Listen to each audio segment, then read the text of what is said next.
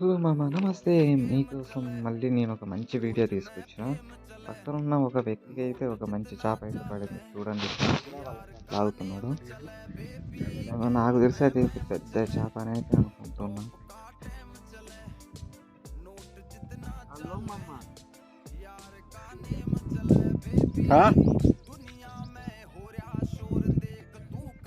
ఏంటన్నా పిండి